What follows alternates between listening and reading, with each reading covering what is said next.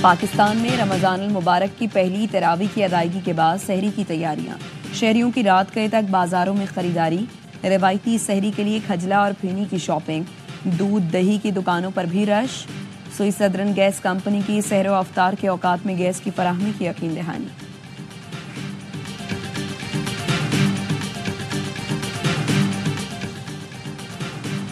صدر آصف علی زرداری وزیر اعظم شہباز شریف کا ماہ سیام کے آغاز پر پیغام۔ صدر مملکت نے کہا رمضان کا پیغام یہی ہے کہ ہم اپنی ذات سے بلند ہو کر دوسروں کی مدد کریں، غربا اور مساکین کی حاجت روانی، اثار و قربانی کے جذبے کو فروغ دیں۔ وزیر اعظم نے کہا رمضان کا اصل پیغام صبر، شکر، ہمدردی، اخوت اور اثار ہے۔ ماہ رمضان ہمیں دوسروں کے دکھ درد کا احساس دلاتا ہے۔ اپنی دعاؤں میں فلسطین، کشمیر کے مظلوم مسلمانوں اور امت مسلمہ کو یاد رکھیں۔ وزیر داخلہ محسن نقوی کی امت مسلمہ کو مبارکباد، پیغام دیا آئیں رمضان میں صبر، برداشت اور بھائی چارے کو فروغ دیں، ناجائز منافع خوری اور ذخیرہ اندوزی سے اجتناب کریں۔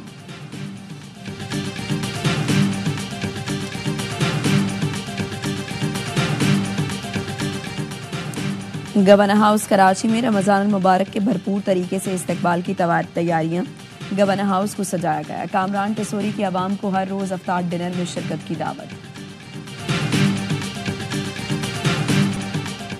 وزیر اعظم نے 20 ارب روپے کے رمضان ریلیف پیکج کا اجرا کر دیا۔ تقریب سے خطاب میں کہا پیکج سے 40 لاکھ خاندانوں کے 2 کروڑ افراد مستفید ہوں گے۔ رمضان پیکج کو انتہائی آسان بنایا گیا ہے، لمبی قطاروں میں کھڑے نہیں ہونا پڑے گا۔ مستحق خاندانوں کو ڈیجیٹل والیٹ کے ذریعے 5000 روپے دیے جائیں گے۔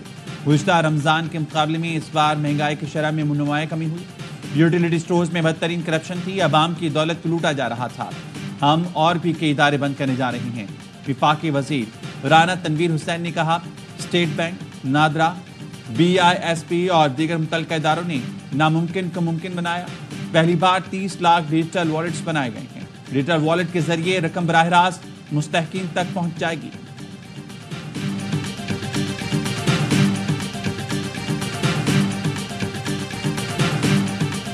غزہ والوں نے رمضان کا بھرپور استقبال کیا، گھروں کے ملبے کے بیچ کھلے آسمان تلے پہلی افطاری کی۔ رفح کی کھنڈر بن جانے والی گلیوں میں وسیع دسترخوان لگایا گیا۔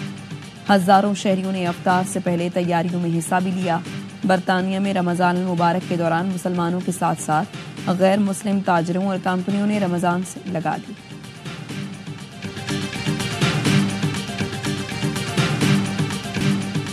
Army chief general Asim Munir کا بہاولپور کنٹونمنٹ کا دورہ۔ ISPR کے مطابق آرمی چیف کو بہاولپور کورٹ کی آپریشنل تیاریوں، تربیتی امور پر بریفنگ دی گئی۔ جنرل عاصم منیر نے کہا سخت تربیت ایک سپاہی کی پیشہ ورانہ صلاحیتوں میں بہتری میں کلیدی کردار ادا کرتی ہے۔ CMH institute of medical sciences, institute Cholistan اور ICS ارینا کا افتتاح کیا۔ آرمی چیف نے جامعات کے طلبہ سے گفتگو میں کہا قومی ترقی میں بامعنی کردار کے لیے تعلیمی مہارتیں حاصل کریں۔ آرمی چیف نے نوجوانوں کی صلاحیتوں میں بہتری کے لیے فوج کی مکمل حمایت کا اعادہ کیا۔ پاکستان کے مستقبل کی تشکیل میں نوجوانوں کے اہم کردار کو سراہا۔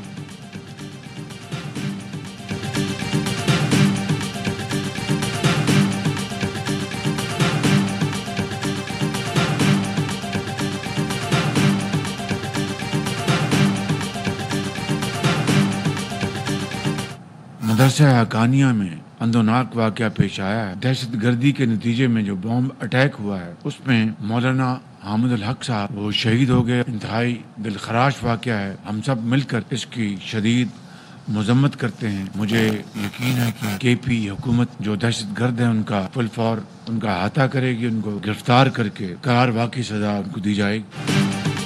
امید ہے کہ AP حکومت دہشت گرد گرفتار کرے گی۔ وزیر اعظم شہباز شریف کا کہنا ہے مدرسہ حقانیہ میں اندوہناک واقعہ پیش آیا۔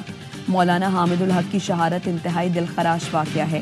وزیر اعظم نے کہا ماضی میں بھی دہشت گردی کا خاتمہ کیا، اب بھی اس ناسور کو ختم کر کے دم لیں گے۔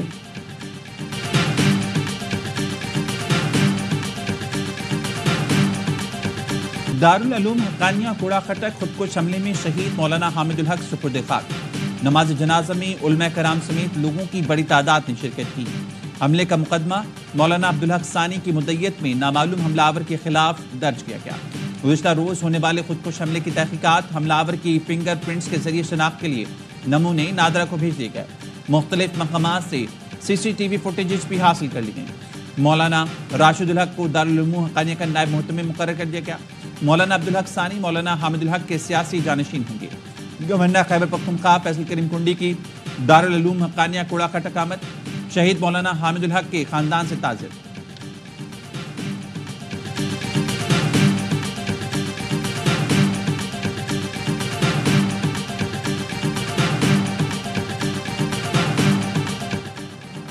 خوزدار کے علاقے زہری میں JUI کے رہنما وڈیرا غلام سرور قاتلانہ حملے میں جاں بحق، گاڑی پر فائرنگ سے غلام سرور کا ساتھی بھی جان سے گیا، ایک زخمی۔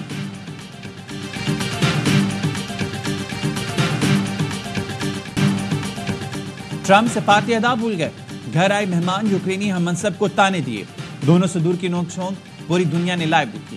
ڈونلڈ ٹرمپ نے زیلنسکی سے کہا روس کے ساتھ امن معاہدہ کریں ورنہ ہم پیچھے ہٹ جائیں گے، آپ تیسری عالمی جنگ کا خطرہ مول رہے ہیں، لوگوں کی زندگیاں خطرے میں ڈال رہی ہیں۔ زیلنسکی بولنے کی کوشش کرتے تو امریکی صدر بات کاٹ دیتے، زیلنسکی کو ناشکرا قرار دیا، تانا دیا کہ امریکی ہتھیار نہ ہوتے تو تم روس سے 2 ہفتے نہیں لڑ سکتے تھے۔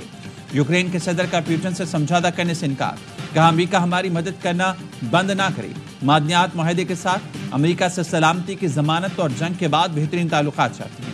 صدر ٹرمپ کا کہنا تھا یوکرین کی سلامتی کی ضمانت امریکہ نہیں، یورپ کی ذمہ داری ہے۔ امریکی نائب صدر کی بھی زیلنسکی سے تکرار، امریکی صحافیوں نے بھی نامناسب سوال کیے، زیلنسکی سے پوچھا آپ سوٹ کیوں نہیں پہنتے؟ زیلنسکی نے کہا جب جنگ ختم ہو جائے گی تو سوٹ پہنوں گا۔ زیلنسکی کو گاڑی تک الوداع کہنے بھی کوئی سینئر عہدیدار نہ آیا۔ وائٹ ہاؤس سے جاتے ہوئے یوکرینی صدر کا چہرہ اترا ہوا تھا۔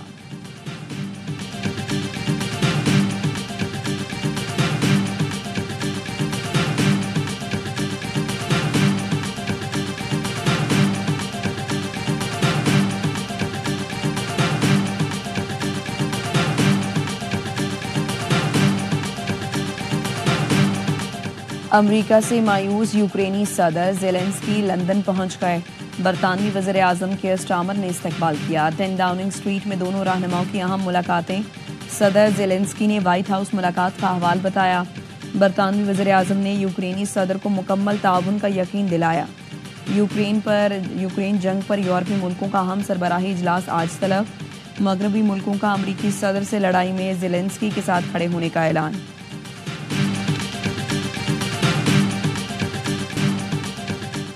زیلنسکی امن کے لیے تیار ہوں تو واپس آ سکتے ہیں، صدر زیلنسکی نے امریکہ کی بے عزتی کی، وہ امن کے لیے تیار ہی نہیں۔ صدر ٹرمپ نے ملاقات کے بعد بیان میں کہا امریکہ مذاکرات سے فائدہ نہیں، امن چاہتا ہے۔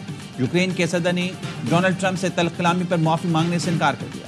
امریکی میڈیا کو انٹرویو میں کہا وائٹ ہاؤس میں جو ہوا وہ ٹھیک نہیں تھا، یوکرین کے پاس روس کو اپنی سرزمین سے نکالنے کے لیے ہتھیار نہیں۔ ٹرمپ نے امداد بند کی تو روسی پاس سے اپنے ملک کا دفاع کرنا مشکل ہو جائے گا۔